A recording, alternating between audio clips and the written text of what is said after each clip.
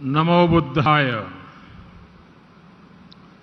इस पवित्र मंगल कार्यक्रम में उपस्थित उत्तर प्रदेश के राज्यपाल श्रीमती आनंदीबेन पटेल, उत्तर प्रदेश के मुख्यमंत्री श्रीमान योगी आदित्यनाथ जी,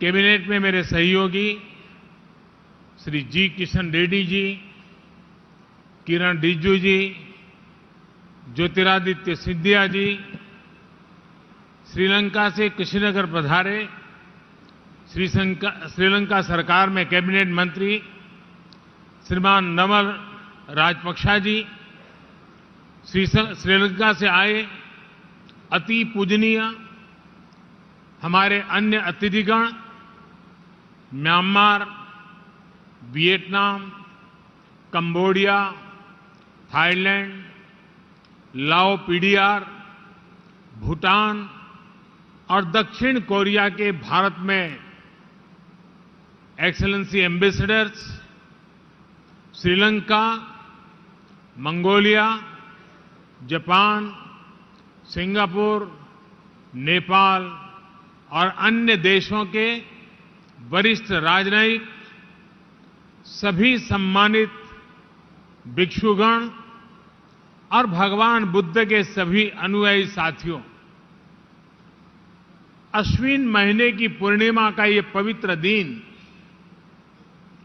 कुशीनगर की पवित्र भूमि और अपने शरीर अंशों रेलिस के रूप में भगवान बुद्ध की साक्षात उपस्थिति, भगवान बुद्ध की कृपा से आज के दिन कई अलौकिक संगत, कई अलौकिक संयोग एक साथ प्रकट हो रहे हैं।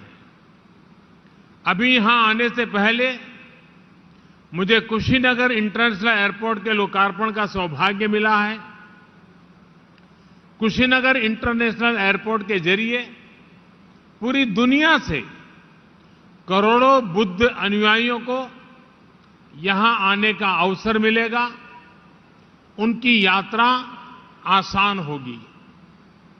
इस इंटरनेशनल एयरपोर्ट पर श्रीलंका से पहुंची पहली फ्लाइट से अति पूजनीय महासंघ, सम्मानित भिक्षुओं और साथियों ने कुशीनगर में पदार्पण किया है। आप सभी की उपस्थिति भारत और श्रीलंका की हजारों साल पुरानी आध्यात्मिक, धार्मिक और सांस्कृतिक विरासत का प्रतीक है। साथियों, हम सभी जानते हैं कि श्रीलंका में बौद्ध धर्म का संदेश सबसे पहले भारत से सम्राट अशोक के पुत्र महेंद्र और पुत्री संघमित्रा लेकर गए थे। माना जाता है कि आज के ही दिन अरहत महिंदा ने वापस आकर अपने पिता को बताया था कि श्रीलंका ने बुद्ध का संदेश कितनी ऊर्जा से अंगीकार किया है। बुद्ध का संदेश पूरे विश्व के लिए है।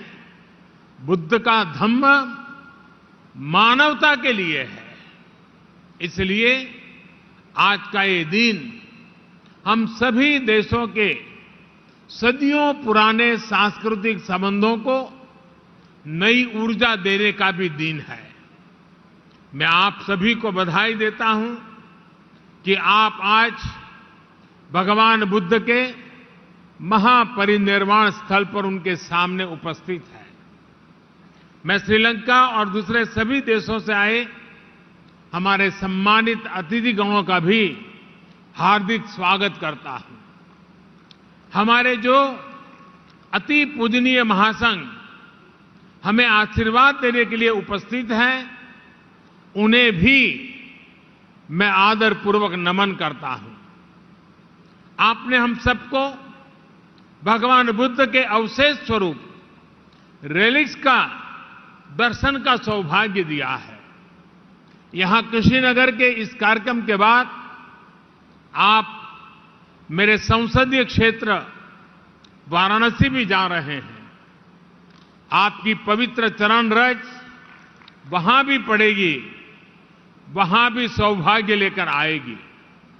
साथियों, मैं आज इंटरनेशनल बुद्धिस्ट कॉन्फेडरेशन के सभी सदस्यों को भी बधाई देता हूं।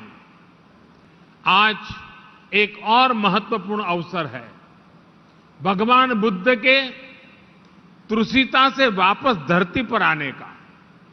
इसलिए आश्विन पूर्णिमा को आज हमारे भिक्षुगण अपने 3 महीने का वर्षावास भी पूरा करते हैं।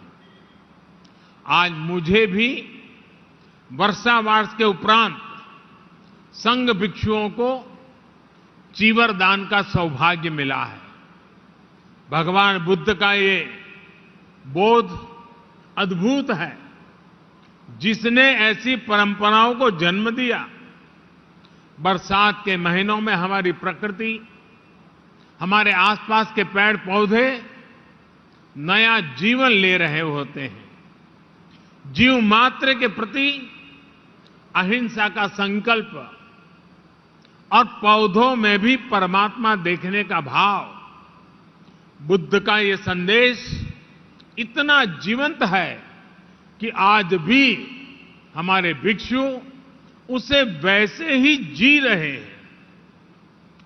जो साधक हमेशा क्रियाशील रहते हैं, सदैव गतिशील रहते हैं, वो इन 3 महीनों में ठहर जाते हैं, ताकि कहीं कोई अंकुरित होता हुआ कोई बीज कुचल न जाए, निखरती हुई प्रकृति में अवरोध न आ जाए। ये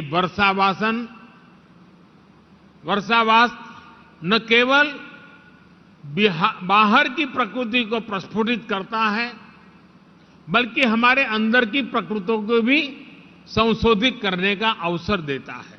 दुनिया में जहां जहां भी बुद्ध के विचारों को सही मायने में आत्मसात किया गया है, वहां कठिन से कठिन परिस्थितियों में भी प्रगति के रास्ते बने हैं। बुद्ध इसलिए ही वैश्विक है क्योंकि बुद्ध अपने भीतर से शुरुआत करने के लिए कहते हैं।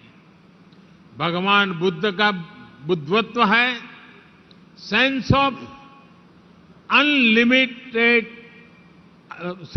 अल्टीमेट रिस्पॉन्सिबिलिटी, अर्थात हमारे आसपास, हमारे ब्रह्मांड में जो कुछ भी हो रहा है, हम उसे खुद से जोड़कर देखते हैं, उसकी जिम्मेदारी खुद लेते हैं।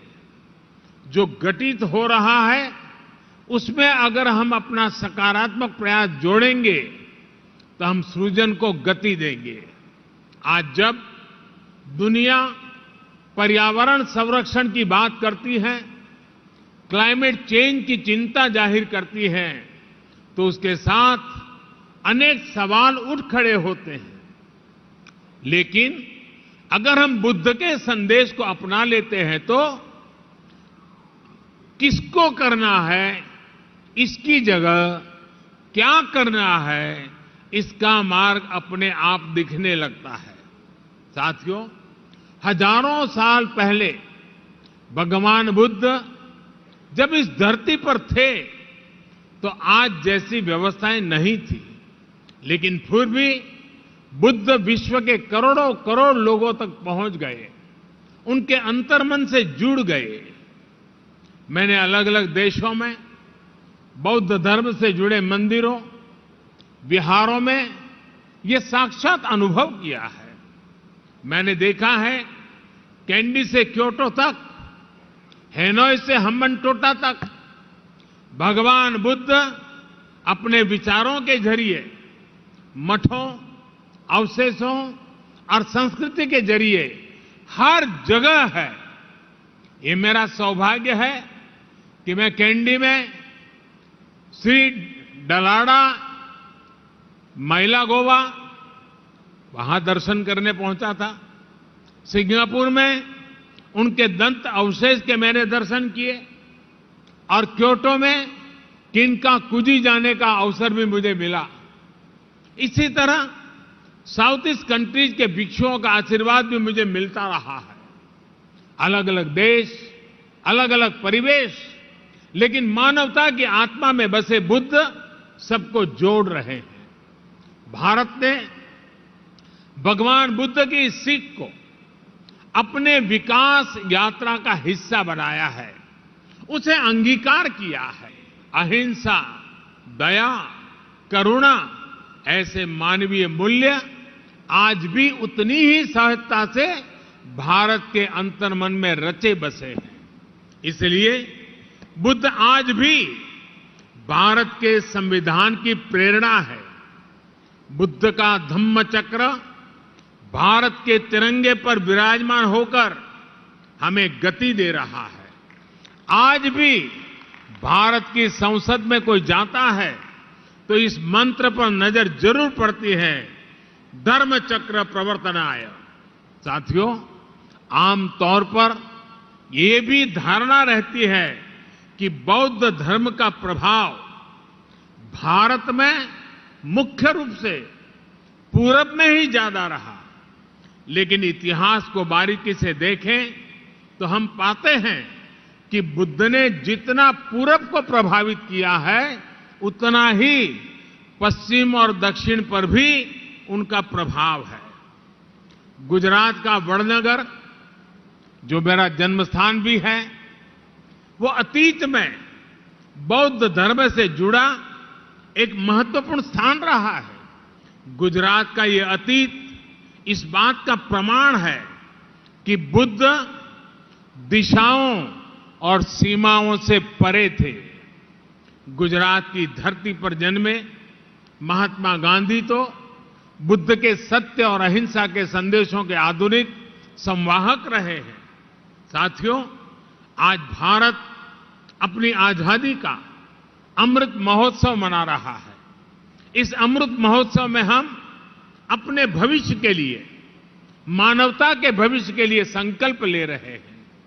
हमारे इन अमृत संकल्पों के केंद्र में भगवान बुद्ध का वो संदेश है जो कहता है, अपमादो अमत पदम, पमादो मच्चुनो पदम, अपमत्ता न मियंती, ये पमता यथा मता। यानी प्रमाद न करना अमृत पद है और प्रमाद ही मृत्यु है। इसलिए आज भारत नई ऊर्जा के साथ आगे बढ़ रहा है, पूरे विश्व को साथ लेकर आगे चल रहा है। भगवान बुद्ध ने कहा था, अपदीपो भव, यानी अपने दीपक स्वयं बनो। जब व्यक्ति स्वयं प्रकाशित होता है तभी वह संस्कार को भी प्रकाश देता है। यही भारत के लिए आत्मनिर्भर बनने की प्रेरणा है। यही वो प्रेरणा है जो हमें दुनिया के हर देश के प्रगति में सहभागी बनाने की ताकत देती है।